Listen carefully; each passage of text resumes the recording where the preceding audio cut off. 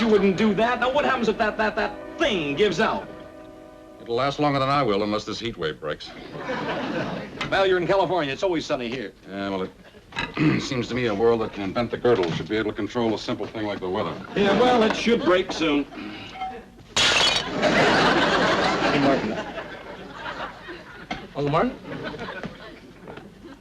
Looking at the weather, the temperature climbed to a record 98.2 at the Civic Center today. The humidity Uncle Martin? was an uncomfortable 40%. Uncle Martin, you're supposed to be out there helping me with the dishes, remember? It has failed to Weather materialize, forecast. which means that it'll be just as hot and humid for the next 5 days as it's been for the past 2 days. I won't last another 5 days, Tim. Your oxygen's so rich anyway, but with this humidity and heat, it's unbearable. Oh, I didn't know it was that bad. I've got to get my brain cells working again. Get some nice rarefied air. Maybe a drive through the mountains will help. Oh, I'm sorry, Uncle Martin, but I took the car down to have the valves ground. I won't even have it back till tomorrow. Well, then, a stroll on a high sidewalk, anything. Maybe I'll hop down to the Weather Bureau tomorrow and show them how to make snow. I'm sorry, Tim, but you can't use this for the dishes. You're not ready to solo yet.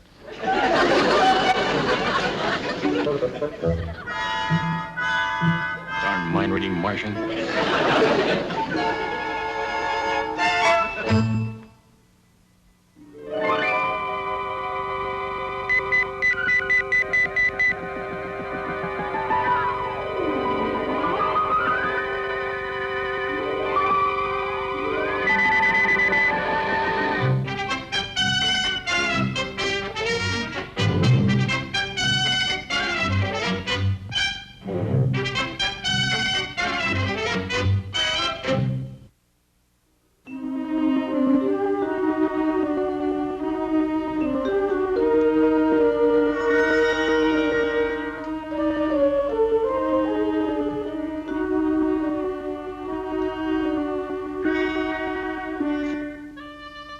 You'll have to move. I don't have strength enough to walk around.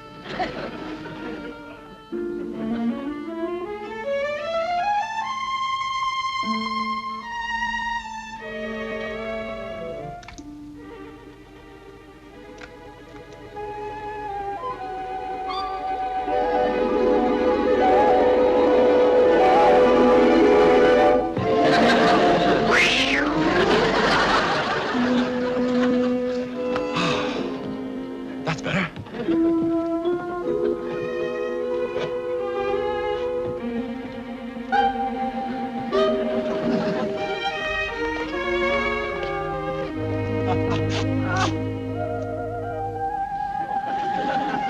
Look!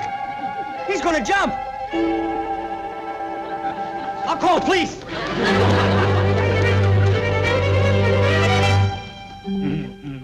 Yes,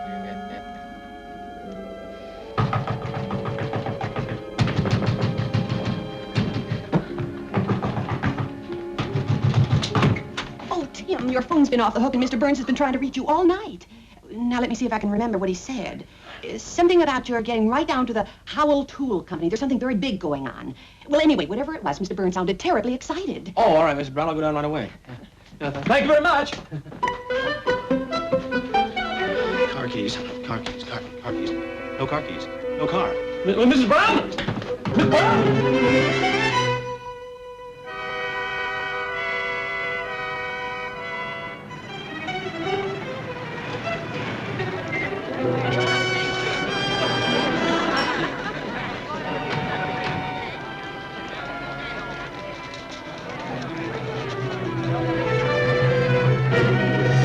Don't jump, fella!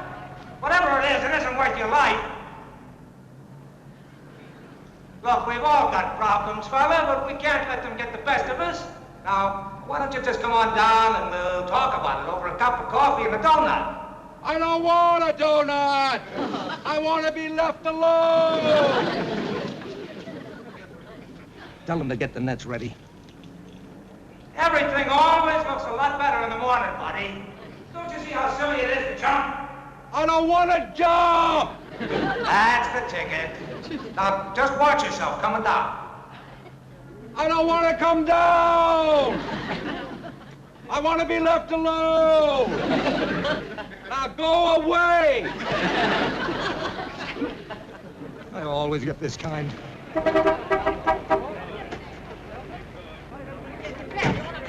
Los Angeles Sun. Let us through, please. Make way. We're coming through. Press.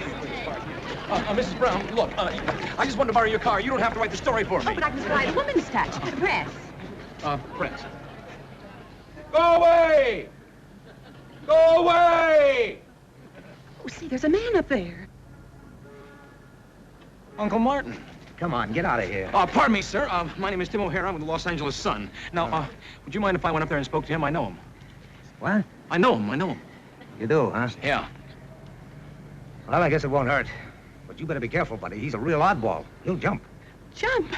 Thank you very much, sir. Would you mind? Hey, wait a minute.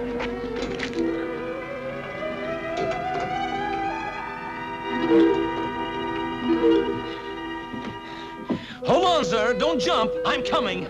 I'm not going to jump. You know that, and I know that. But they don't. Anyway, I'm supposed to stop you.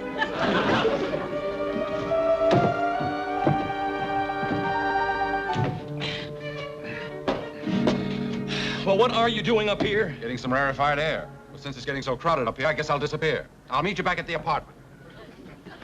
What? Meet you back at the apartment. Oh, no, we can't do that. No, Mrs. Brown saw you up here. And anyway, how am I going to explain where you went?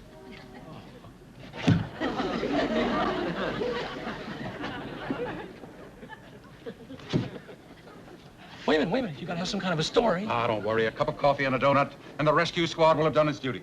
Now, come on. We'll be back in the apartment in half an hour.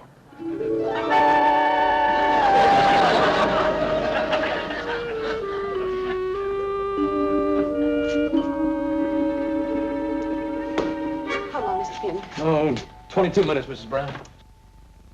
You know, it's the loneliness, Tim. That's what drove him up there. Oh, that poor man. I know how it is. You know what he needs? He needs brownies in the oven. His shirts pressed with loving care. Someone to look after him. No, well, he doesn't need anyone to look after him, Mrs. Brown. All he really needs is air. Oh, I'll give him that, too. May I see my uncle now? Well, Mrs. Brown, I'll tell Uncle Martin that you're here, and I'm sure that will make him very happy. Oh, tell him I'll bake him some brownies tomorrow.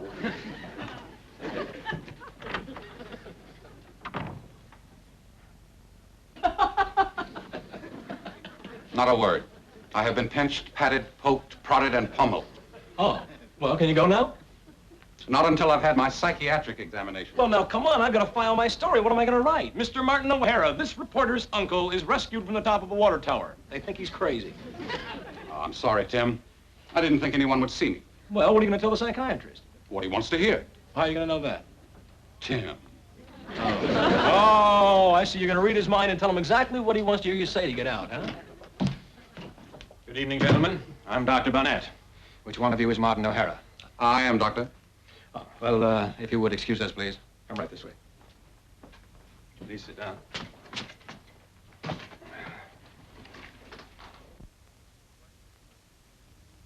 Burnt toast. What was that? Nothing, Doctor.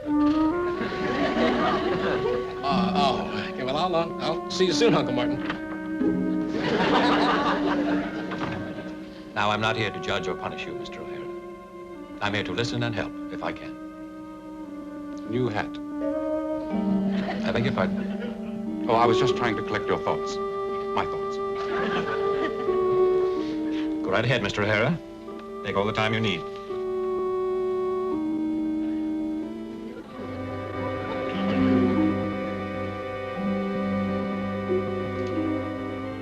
Are you sure you're concentrating on my case, Doctor? Huh? Yes, of course. What else would I be thinking of? Now, just why were you on top of that water tower, Mr. O'Hara? Well, mailman. Well, you see, I'm a building inspector, and I saw this water tower, and it seemed that it was canted about 14 degrees to the right. In the interest of safety, I decided to check the structure. Then the police came, and, here I am. The whole thing just ballooned out of all proportion. As an intelligent man, I can see that you can see that.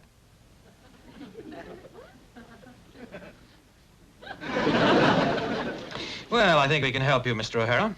You seem to be suffering from a not uncommon ailment, a retreat from society, a deep, unfulfilled longing to escape from reality. In simple terms, Mr. O'Hara, you're probably suffering from an endogenous ego defense mechanism manifesting itself in obsessive compulsion mechanisms, creating a state of euphoria. It's all psychogenic. We should have a course of treatment worked out for you by tomorrow morning. How long will I have to stay here?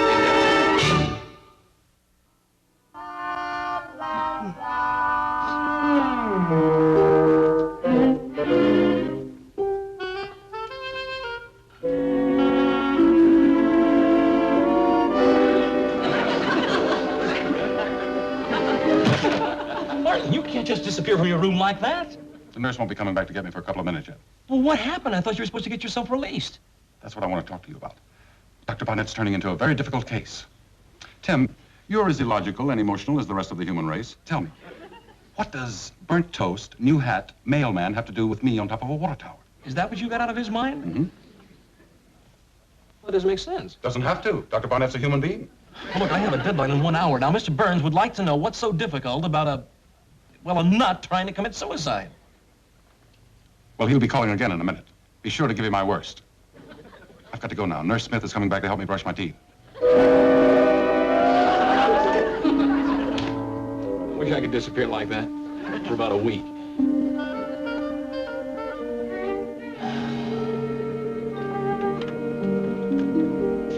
Is your uncle in there yet?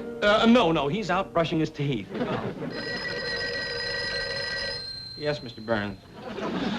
No, there's nothing new, Mr. Behrens. Yes, I know I'm a reporter, Mr. Behrens. Yes, I'd like to keep my job, Mr. Behrens. Hello? Mr. Behrens? No, there's nothing new, Mr. Behrens. Yes, I know I'm a reporter, Mr. Behrens.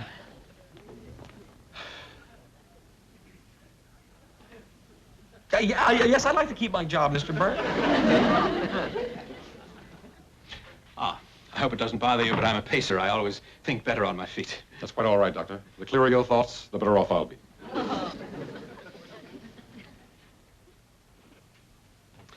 How did you feel when you suddenly found yourself on top of that water tower? Were you elated, dejected, frightened, confident?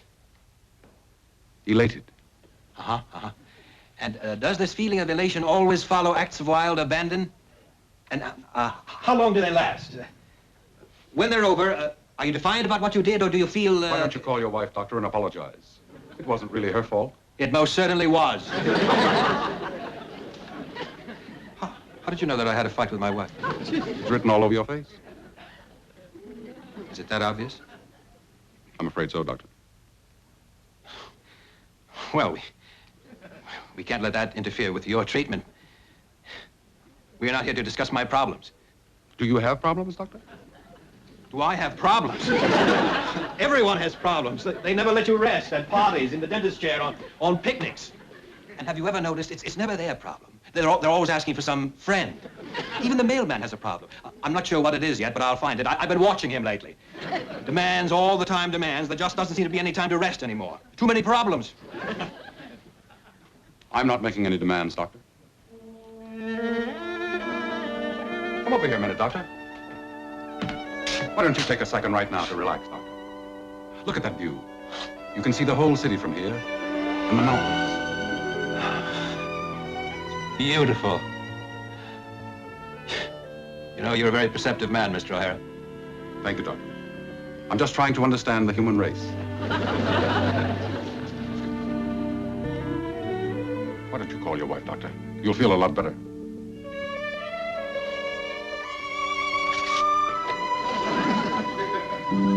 I can't do that. Why not? It's part of her problem. She's constantly doing things to get me angry just so that I will feel bad afterwards and apologize. Oh, I can't believe that. No, it's true, it's true. Why else does she burn the toast every morning? Maybe she just can't make toast. Yes, but why can't she make toast? There's got to be a reason for everything. Nothing just happens. Maybe it's an accident. There's no such thing as an accident. Accidents are caused by unconscious drives. Just the other day, she went out and bought a new hat. Now, she says it's because she liked the style, but there's another, deeper reason. Am I boring you? No. I'm very interested. I'm grateful for your time, Mr. O'Hara. I really don't have anyone to talk to. When did all this first start? Oh, about a year ago. Before that, everything was fine. Helen was always so much fun. The house used to be so busy all the time, and both the children there. Now, with Pat married and living in Michigan, and Ronnie in the Navy.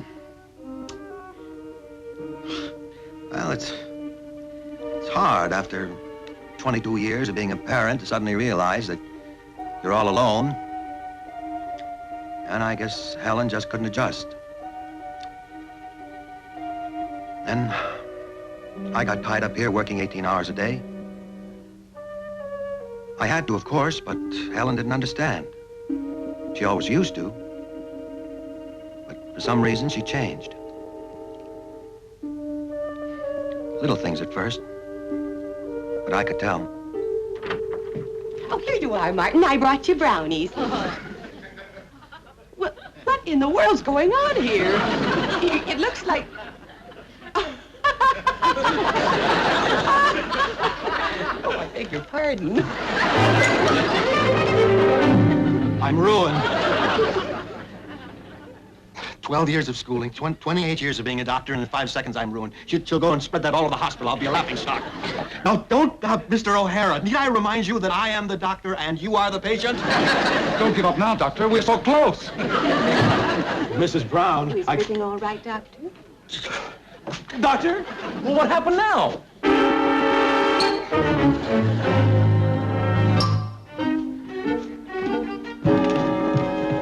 You know, you aren't unique, Martin. Loneliness is a disease that besets all of society.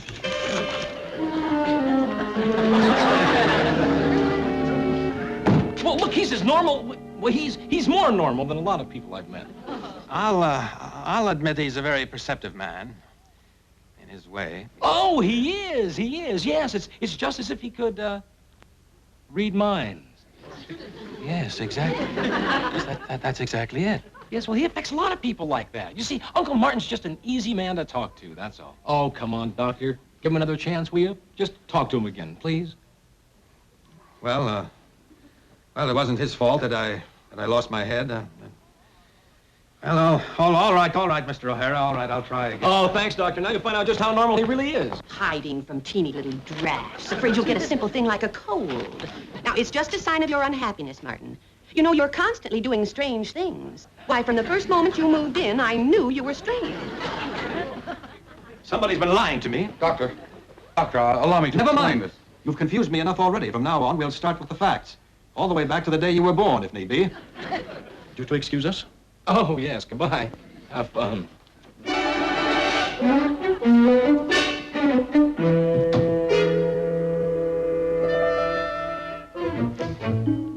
Shall we proceed? Doctor, I have a confession. I lied to you. I went up on that water tower because it was hot and I wanted some fresh air.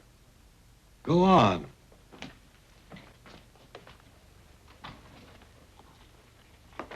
Go on. That's all. That can't be all. It is. The higher you go, the cooler it gets. And it worked. I felt great. Why didn't you tell me this in the first place? I was afraid you wouldn't believe me. Everybody likes complex answers these days. They want to know what kind of flour, how much rain, what brand of fertilizer. Oh, I've been guilty of it myself. When I see a building, I check if the foundation is level, how the rivets are set, if the girders are strong. But whenever I do that, I miss something. What? The beauty of the building. I work too much from the inside. Beauty becomes nuts and bolts, hot rivets and cold steel. I can't accept a building for itself. I have to poke and probe, hunt and peck. Yes, I know. I've lost sight of the basic things. I can't see the building for the marble, the windows for the glass, the flour for the fertilizer. Go on. Why can't I smile at a building? Forget the fertilizer and look at the flour. Ignore the toast and see the new hat. What's wrong with me, Doctor? You're too wrapped up in your work. Exactly. Thank you, Doctor, for helping me. Thank you, Mr. O'Hara. You're not only normal, you're invaluable. And I'm going to use what you just told me as a basis for a paper on the American work psychosis.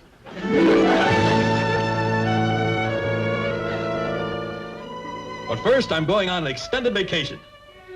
Sort of a second honeymoon. It's just what the world needs, Doctor. More second honeymoons. Give this to the nurse and you'll get your personal effects back. Thank you, Doctor. Bon voyage.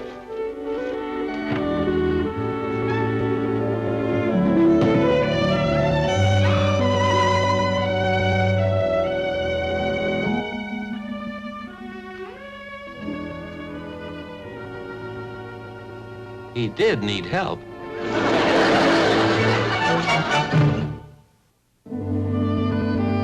Dr. Harvey Bonnett announced that he will undertake a research project on the American work psychosis based on the previous experiments and observations of Mr. Martin O'Hara. In an exclusive interview with this reporter, Dr. Bonnett said, Please, no more brownies.